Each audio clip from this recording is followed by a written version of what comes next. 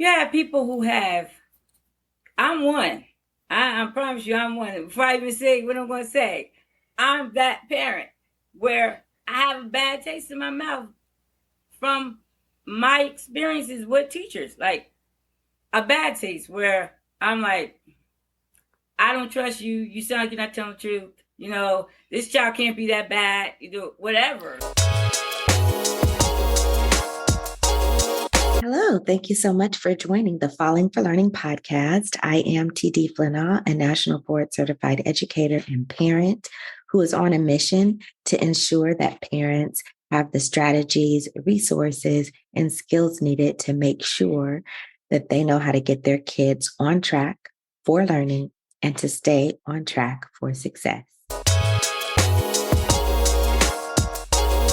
Our guest is Ronnette Branham, and she is a veteran educator as well, and she is going to talk to you about more strategies and her experience. Welcome, Ronnette. Thank you. I appreciate the invite. Again, you said I'm Ronnette Branham, and I also have a podcast, Educators with Oil. Yes, So check it out. I'm loving this. I'm just loving this podcast thing. Educators putting out energy and strategies and offering advice to parents and teachers alike. I love it. So thank you for having me.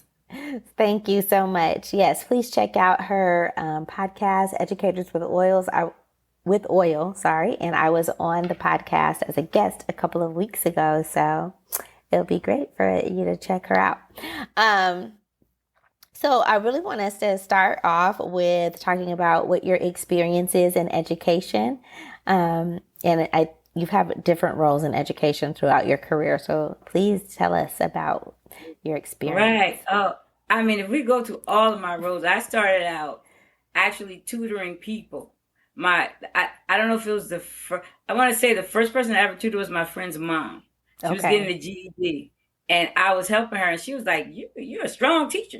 You're a stern teacher." But she was learning. She was getting it. So it was just that was so much fun to me, and I just liked watching her learn. That math that she hadn't had since she was a kid, and all that. And then I was a substitute for some time. Then I became a teacher assistant, then finally teaching preschool for over 10 years. So I started my career not in education, actually. Okay. I started working in corporate, and then I switched over to teaching. And then after that, I was a computer teacher, and then a tutor. So I was a tutor with my own business tutoring. Okay. And that was awesome. Only thing, the hours were long because you tutor after school. Yes. So you're working 8 to 8, 8 to 9 because you're working as a teacher, and then after school. That was pretty tough. So I had to cut my hours off the weekends. That was too much because I was working 7 days a week. Because you had like you had like a W-2 job, like a regular job, and you had your business, correct? Yes, I was a teacher. And doing that, because I was tutoring everybody. I was tutoring everybody's kid. In that family, I tutored like 4 or 5 people, like nieces and nephews and cousins. Okay. And then I had other people. So then my boss said, "Why are you not charging people? That doesn't make sense." So you weren't even charging. No. And then so she was like, people will pay, and then people were paying. So it became my real business. And so this was too much because once you charge people, you have to commit for real.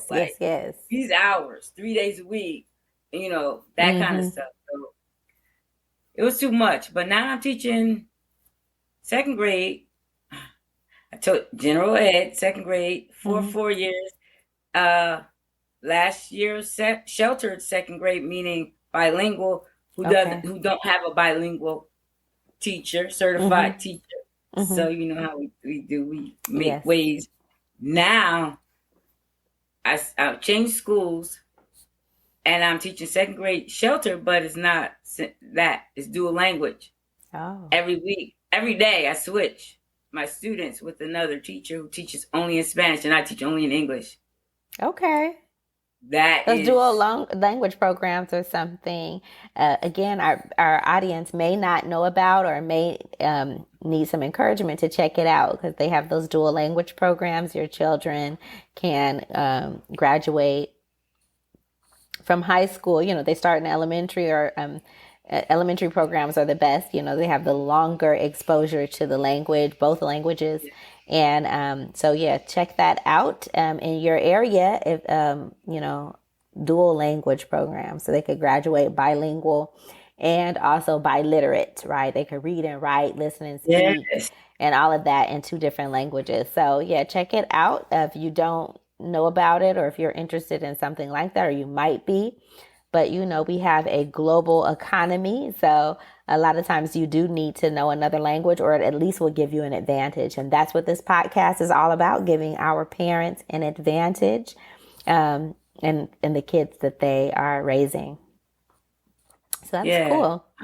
So Okay, yeah. altogether, your educational experience, including tutoring and everything, about how many years? About 20 years, Okay. more than 20, but Okay. officially about 20 years. Okay. Yes. All Uh-huh. right. Cool. And so to think about yourself as you were in your educational journey, what's something that really hooked you into learning and got you really loving learning and being serious about your education? Know that it was any one thing. I always like to be, sounds vain, the smartest person around. Like Okay. I used to pride myself in knowing everything. People always said I thought I knew everything. No, I don't. But what I know, I know. That's how my brain used to work. I know what I know. Even if I was wrong, I knew it. So that's who I wanted to be, that person who knew. So I read, but I've been Mm-hmm. reading since I was 4 or 5. My Okay. mom had those encyclopedia, World Book encyclopedias all Yes. the way through. So Yes. I read every single page of all of those books as a kid. So Okay. I think that's it. I don't know. Okay, you really like reading and you really had that. You wanted to be really smart. I think we have that in common. Yeah. Okay, so um, what drew you into becoming an educator? Because you're saying you started as um, in a corporate job. What was your Okay. corporate job? What'd you do? I work for Verizon Wireless with like not just like you call in and get a phone with companies. It was national account, so companies who have 500 or 1,000, I think 1,000 lines or more, they Okay. called our department, and so we service them. And I prior to that, I moved to Georgia, and education was my major, but I didn't have a car. I was in the country, and you Mm. needed a car to do that. Um, to do the program. So I ended up changing my major to business. And Okay. so I wanted to go back to what I wanted. So it just came full circle. This is what I really want to do all along. Okay. So Okay. yeah. All right. Okay, so what made you make that shift? Like what sparked you? I know it sounds like it's what you want to do all along, but when did you find that opportunity or that space in your life to move officially to education as a career? Well, I really didn't like my job. I Okay. didn't like it. I didn't feel fulfilled. I didn't feel like I was making a difference. I understood, there were like, just say a corporate company like GE and hospitals and things. They needed cell phones. Like Yeah. I understand that, but I didn't feel. I think I wanted to be that technical person who helped the end user. Not. I just didn't feel fulfilled, and so what I thought I wanted was to actually teach, and I just needed to figure out how to do it. And it was kind of difficult. I was living in Georgia. I was living outside of Atlanta, and as I tried to navigate to get Mm-hmm. my teaching certificate, I didn't understand how to do it. They say get a job, then you get your certificate. Didn't make sense to me. In New Jersey, they helped you. They help you with it all. Like you don't have to try to figure it out. So I came back home, and it was easy. The process was easy. So Okay. All right, It was cool. good. Mhm. All right, so to give our parents that are our listeners some advice about what's some good advice. What do you want to really focus in on that will help parents with their kids as they navigate their educational journeys? Well, something that I always told my parents from preschool all those years, because the students were leaving preschool, which was like an isolated place, only Mm-hmm. us there, Mm-hmm. to go into the public school, the major public school, you know, the bigger school. I told them, you stay in contact with that teacher. Get in that teacher's face. Let the teacher see you. I promise you, your child have academic success if the teacher understands you, teacher knows you, and you make that connection. So that has Mm-hmm. always been my always for small people with small children. Okay. Let that teacher know you, because not me. I'm going to treat every child the same, Mm-hmm. but some teachers thrive off that. They move off of that. So that's something you need to show, that you are interested in your child's education. Let the teacher see it. So that is where I am as Okay. far as parents. Okay. So what if I'm really busy and I can't like make it to the teacher conferences and stuff like that because of my job as a parent? What kind of advice would you give to me if I can't make it to that open house or that back to school night or whatever events they have at the school? Well, we have electronic devices. Like every we have, like, I use right now, my school, my district, they are big on Class Dojo. Okay. So whatever kind of communication avenue that teacher says, try to get in on it. I have Class Dojo. I invited all of my parents, Okay. and they joined. If the most I don't have now is like maybe one, maybe two at the most who don't join. And I Okay. send all my messages to all the parents. They could send me a message. We could communicate. I could give them. They have little emojis, say if your child had a good day or bad day, or what we did, whatever. And then the teacher always has email.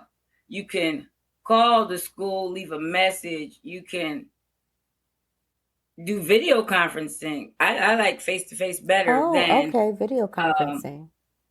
on the telephone, because things, when you can't see the expression, you can misinterpret a lot of things. So Yes. face to face or video conferencing, our phones are capable. You know. Right. Very, very, that's a good point. Yeah. Mhm. So there are different ways, even if we're really busy. Okay. Yeah. And I didn't even think about the video conferencing. So that's good. So parents, make sure you find a way to get in contact with those teachers. What are some of the downfalls? What are some problems that happen when you have not been able to communicate with the parent? Um, or what you've heard maybe from other teachers, like what are some issues that may happen that if I'm a parent that thinks it's not a big deal, I don't really need to contact the teacher if my kid's doing okay?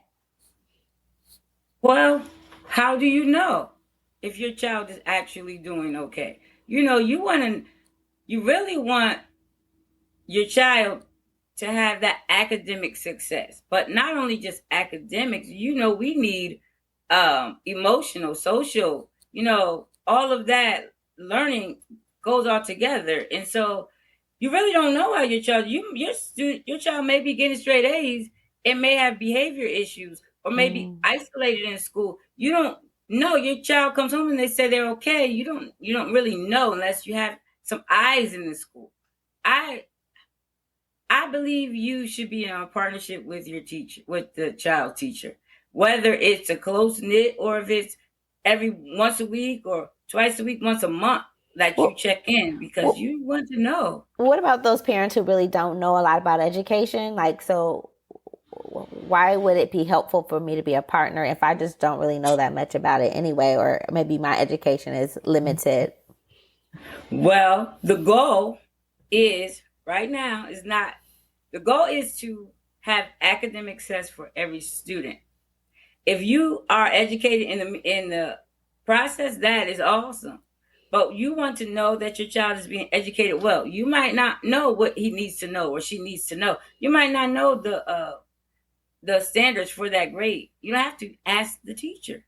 Well, what should my child know right now? Because I can tell you, I have met people who said, how come my child didn't get honor roll? My child is reading. My child is writing. She's doing summaries of the story, all that kind of stuff that you think is great because you're a parent. You know, I ask my child anything. But that doesn't mean they're meeting the standards. You know, Okay. you don't know. Ask the teacher. Parents ask me, well, why did they get this honor roll? I'm like, well, they can read, but they read on the first grade level. You know, they can't get an honor roll unless they're meeting the second grade standards. How does that? What do you want me to do? Pretend? Have your child think, and then they get the third grade, teacher's upset. Like, what did you do with her? Why does she think she was so great? And on an honor roll, she's here and she can't read, she can't write a paragraph. No, you need to communicate with the teacher and ask questions. You might not know all, but the more you talk, the more the teacher will talk. You know? Okay. Okay. And what are some of those barriers? Like, what are some reasons that parents may not know? Like, we did talk about like a parent that may just feel like they're inadequate, like they don't know that much. So let the teacher handle it. What other barriers have you had when you're trying to communicate with parents about their children's? Yes. Well, you have people who have, I'm one. I promise you, I'm one. Before I even say what I'm going to say, I'm that parent where I have a bad taste in my mouth from my experiences with teachers. Like a bad taste where I'm like, I don't trust you. You sound like you're not telling the truth. You know, this child can't be that bad. You know, whatever. Like, okay, wait a minute. So, what are some things that happened to you? So, you're saying these people have a bad taste in them. They've had a bad experience. What's something that happened to you that makes you really just trust teachers? To me, from not having honest, I promise you. And I just went to my granddaughter's back to school night. We have an HIB official. I don't know what you call her. She's the person. HIB, harassment, intimidation, and bullying. Okay. Right? She's that person who writes people up or takes in the complaints. She talked to the parents tonight. Now, I already know I have history with her because she's not an honest person. And she's in that position, which is horrible to me because this is my... some things I believe you shouldn't have the job if you are not if you're not capable of handling it. So she's telling the parents, you can submit a complaint to, and I'll get it. And if you want to be anonymous and you don't want us to say your name, you could say a teacher saw it or other people saw it. What are you saying?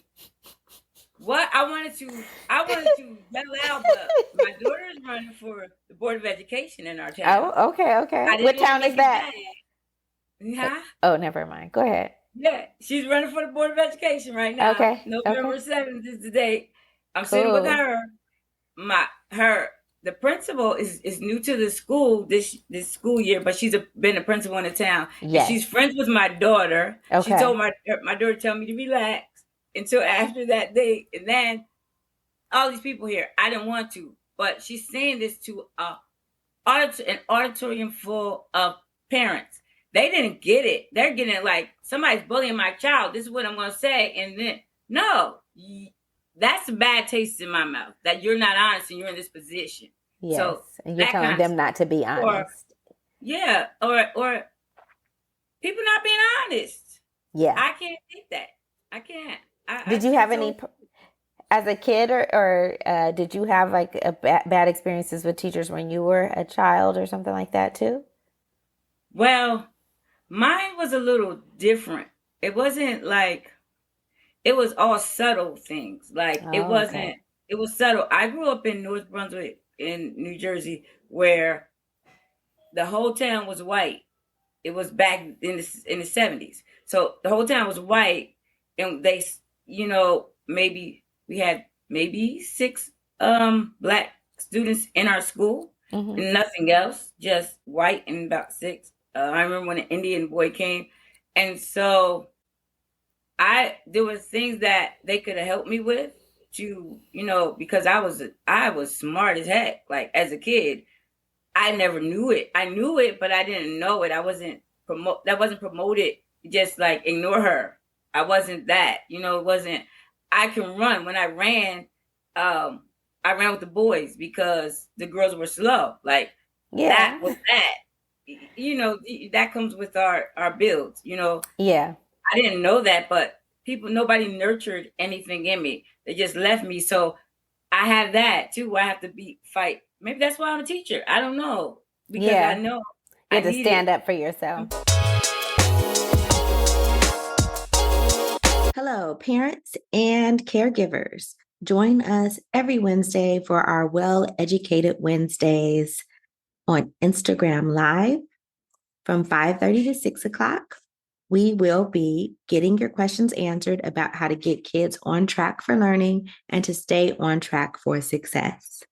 It's free, and you can ask any question that you would like. We're here to serve you and to make sure that you have the tools and strategies needed to make sure your kids are a success. And you can make sure that next generation is on a path to greatness. You grew up having to really stand up for yourself, and your excellence and your talents weren't really promoted the way that Yeah. they could have been, or you as a teacher right now do when you see certain gifts in students. And Yeah, so, absolutely. So I recognize it. Like I do. I had students one little girl, she didn't even speak English, very, very little, mhm, limited English. She was an artist. She drew me pictures all the time. And then she wrote so neatly. She did all the work how it was supposed to be. I sent it back to her, say, not like mhm, this, like this. She'll come back perfect. And I boosted her. I told her parents, this is help her because, nurture this. Because yes, I told the art teacher, don't let her go. Don't just say, oh, wow, she can draw. Inspire support her, her, motivate her. yes, Yeah. yes. Okay. And so taking us back to the teachers, the parents that you have interacted with, sometimes you see, and you've been that parent that has, a uh, re- negative experience with some teachers. And so how do you handle that as a teacher? Because I know those parents may come to you in a Mhm. very negative way or defensive way. So how do you handle it so that you can communicate with them and work together to support their child? Well, I make every encounter positive and healthy. Like Okay. by the time they leave me, they love me. Okay. I had a parent, honest to goodness, one little girl's mom, she came to me. The first day of school, her daughter was crying, and I was busy. I was in a hurry, but I wasn't she wasn't with me yet. Okay. And she was upset. She was telling people, I don't like her. I promise you, by November, this lady was bringing me all kind of gifts. She wrote me letters. I'm so glad you were my daughter's teacher. So that's what I get. That's just me. So I try to let them know I'm here for their child, no matter what their child. If I can help their child, I am. My main goal is to educate. We got the SEL again, the social emotional learning. We're Hmm. pushing it, promoting it. Right. I infuse it without promoting it. Like I'm not constantly talking about that. So Hmm. don't come to me thinking I'm supposed to be just hugging and loving your kid. I'm not that. I will hug them because they hug me, right? Yes. Yes. They're friendly. I make them laugh. I make them comfortable. And I let the parents know, I make them know that this is who I am. My goal is to educate your child, get them third grade ready. I might not make them fourth and fifth grade ready, but I promise you, when they leave me, they're going to know how to read and write. They're going to read on their level. If they can't, I'm going to find out what the issue is, and then we're Right. going to address that. So, and then I'm just consistent. I'm not consistent. I'm consistently inconsistent posting grades because I don't care. I don't care. If I have a problem, I'll talk to you about it. If I get in trouble, I don't because I'm consistent. Okay. Don't look for grades. Don't look. because I'm not. I would have a stack of paper homework on my desk that I didn't. When the kids leave, it's in the trash because I'm not doing all that. I care about what we're doing in the classroom. I understand if they get it, if they don't. That's my goal, to make them be able to meet the standard, and Okay. that's what we work on. Parents, when they finish talking to me, they're good because that I mean what I say, and that's what I do. You can tell. That's how I talk. I don't care. My goal is to make your child ready for the next grade. That's what we're working on every day, all day. I'm going to push your child, and if they already meted it, we're going to work on something else. And that's what we do. That's how I talk, and I don't know how to change it. So if people say that's unprofessional how I talk, yeah, I throw your child's homework in the trash because sometimes parents do it. I'm not grading parent homework. I'm not. So yeah. Yeah, it's true. There's a new trend to like to not don't have homework to be such a high percentage of grades. Like we can't do it more than 10%. And where in the past, some teachers like that was the main grade, like your homework, which we know there's differing levels of parent supported home. I may not have any parent help, maybe we don't speak the same language or my parents can't read or whatever. And then somebody else's parent's a doctor. And so they're doing everything and they got a tutor and, they're getting all the help they need. So it really should be. And that is the trend, definitely in my district, at least, to really focus in on what the child is able to produce in the classroom. And, because that's what we know for sure that they're doing, instead of we don't know what kind of help they're getting at home and all of that. So it's important for us to think about that too. So what advice can you give to any of our parents listening who do have this issue where they really don't like talking to teachers and it's they feel like a bad taste in their mouth, and what advice to help them kind of move, what can you do to help them really? I think if you have a concern, I don't think I know really. If you have a concern or concerns, because we can make a list of things, right? Yes. Good or bad. You can have concerns about Billy, Bobby, all the students in the class, the other teacher, the cafeteria worker. We have it all because we do. And so put it in writing, not necessarily to give to the teacher. Now, if you have a problem, you think the teacher is not honest or something, then yeah, you put it in writing and make it an email. But I don't,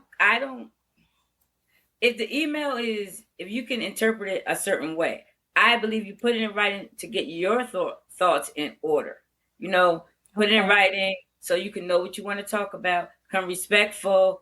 Don't come with any preconceived notions. Don't come with any assumptions. I'm assuming this teacher is going to come back at me because I'm not. I'm not. I like what I do. I love what I do. So I'm not coming. That's your child, right? You know your child and be honest with what you're coming with. Don't come, your child fights everybody from the school bus to home, and you come to school and say somebody hit your child. Be honest. Be honest. Look, because people come and they do. You have a scrappy baby. You were scrapping when you were a kid. They got it from you. Right. We do. We come with all kinds. We had cameras outside, and a lady says people always hitting my kid. Oh man, we're gonna run this tape back. He's walking and he fell. And this happened a few times. He's walking and he fell. He went home and said somebody hit him. No, it's on the camera. He just fell. Nobody. He did see a person. Wasn't near him. He just fell, and that happened a few times. Well, come to find, he just clumsy. And then you're blaming people. People are hitting your kid. Then they say it's a language barrier. So come write your stuff down. If you need an interpreter, ask for an interpreter, because we have all kind of interpreters at school. We have all different languages because it could be a communication barrier, a language barrier. So be consistent with what you your relationship with the teacher. Don't be wishy-washy. Be, like I said, honest in your communication. I even have come knowing, come with this mind. This is a team. We're both educating this child because that's your child. Whatever you do is education for your child. The teacher is there to educate formally. You are the most important educator. Come, this is a team. This is teamwork. Let's see what we can do practically. What can we actually do? You say read an hour a day, 20 minutes a day. My child can't read. My child can't read 5 minutes, and you talk about 20 minutes. Let's come to a mutual agreement. Can this work? If it can't work, come back to me. Say that didn't work for my child. Be Mm-hmm. that, and then you can do it. I promise you, if you're that, your child's going to have academic success if you collaborate with the teacher. Say, what can I do at home? What can I do? What will you do? Because we want, that's our child. Put my child in the front of the class. Make my child the line leader. Mm-hmm. My Yeah. child, he's your helper. He's your BFF. No, be practical. What am I willing to do? What do you expect me to do? And I'll tell you if I can do it. And then you tell me if that can work at home. It may not be able to work. Mm-hmm. I'm telling you to do something, do homework with your child, and you barely pass math, or you don't remember. You did Right. it, you were good, and you don't remember that stuff. It's new now. I couldn't help my grandchild with her math till we got it. I couldn't help her. She was in the Mm-hmm. second grade. I couldn't help her. Like, I don't know. How do you get this? How do you know how to what? We start teaching it that way. Yeah, so Oh, because the new methods that they taught. the I know new what you're talking yes. about. Yeah. The methods are Everything is slightly new. different. Yes. Man, we do that. What is it called? I can't think. It's like like the whole and the parts. But we used to do it like 2 + 2 is 4. They had some kind of I don't know what it's called anymore because we do it something different now. It's like the 4 is up here and it's branched off the 2 and the 2. But it would be like my daughter had a 10 and an 8 and a 2. Well, how do you know what to put here? What are you talking about? Come on, I couldn't help her at all. It didn't make any sense. I am a teacher, but I haven't taught, I taught elementary, middle, and high school, but I have not taught math. Well, probably 2005 or something like that. I don't teach Oh, math. Yeah. So I haven't taught math in a long time. So I just and know it's the old different. way. Yeah. I've heard about the new different methods, but I don't know Yeah, more than that. But of course, it's still, you get the right answer, but I guess they're really trying to focus on the concepts. But yeah, those are things that parents may not know. Like education does change in certain ways. And, communicating with the teacher about it yeah, is really important because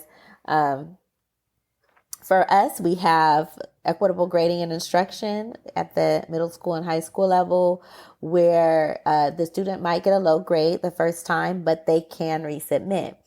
Back in the day, like that's your test. Like, oh yeah, you yeah. got an F, that's it. We just, hopefully it will average out, but we don't Mhm. really do that. We just say, okay, you could resubmit it.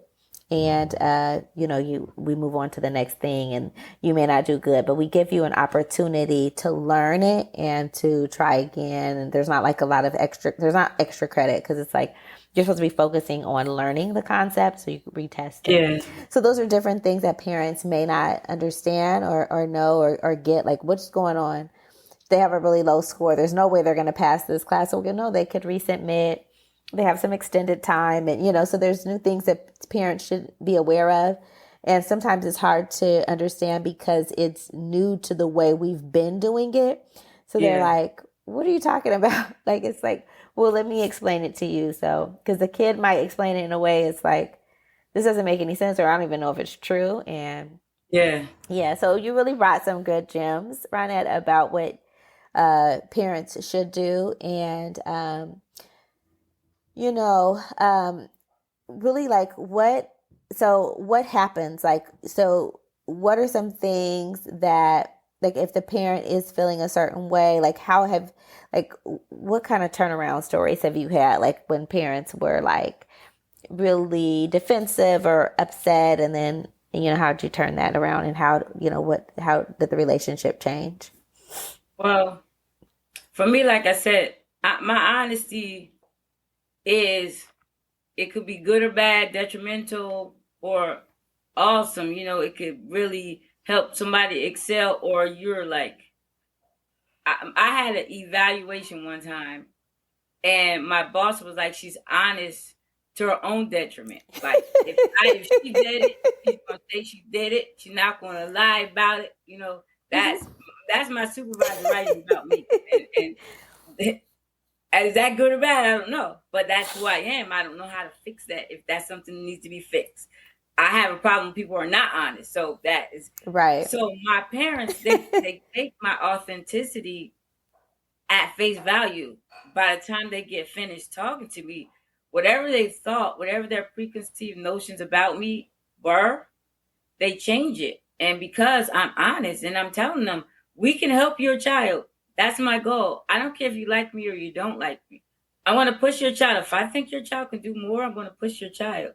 Yeah. You can think it's hard. You can think it's soft. You can think she's mean for doing that, but I'm not. I have a job to do, and I respect any teacher who wants. Now, I'm not hard, like mean or anything, because the kids like me. They like, I'm laughing. I tell a story, and they're cracking up. Like, that's just how I am. Yeah. But parents turn around because they see that I'm genuine. Okay. And they see that I'm really helping their child, and I'm not after their child. I'm not after your child. I don't even know your kid like that. Right. I don't know him. And I'm Right. going to be after him. So no. So they believe me. I'm believable. Yeah. Okay. All right.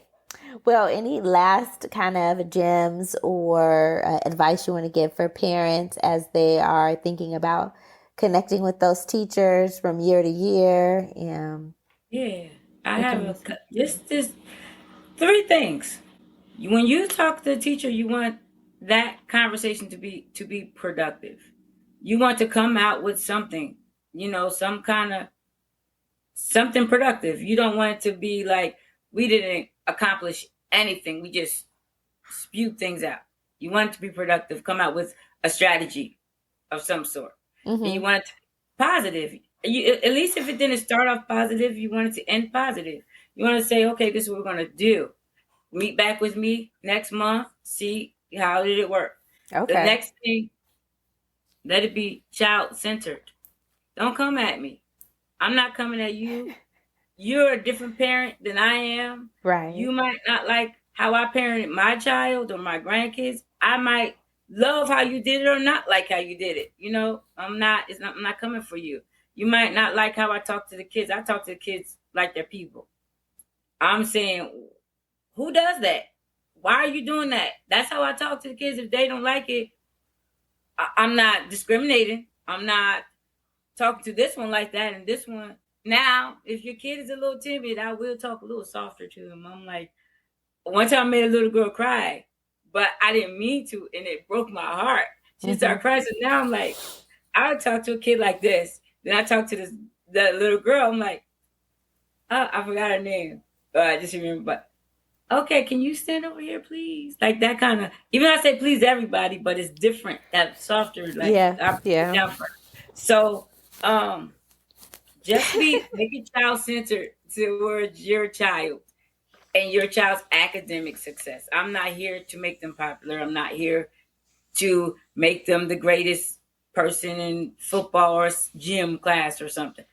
But I'm here to teach them, and that's what I'm going to do. So let's talk about your child. Don't come from me, because it's not going to be productive. Yes, make it productive. All right. Yes. And where can people find you, Ronnette? Okay. So you can find me on YouTube, LinkedIn, Instagram, Facebook, TikTok. How about that? All that stuff. If I'm going to be consistent, I've been trying. Educators with Oil, or educatorswithoil@gmail.com, and educators with an S, EDUCATORSWITHOIL@gmail.com, or YouTube, Facebook, and I'm here. I'm here with strategies for teachers, and anybody can take from my strategies because it's all biblical strategies. You can take it and run with it and live a more productive life. So that's where you can find me. Thank you again for joining the Falling for Learning podcast. I am TD Flinall. We drop new episodes every Saturday at 5 p.m. Join us on YouTube at youtube.com/@fall4learning. youtube.com/fall4learning. You can also catch us on Spotify, Apple Podcasts, all the major podcast platforms. And we appreciate you for joining us and making sure that you have the tools and resources to make sure your children are on track for learning and can stay on track for success. Have a great week. Thanks again.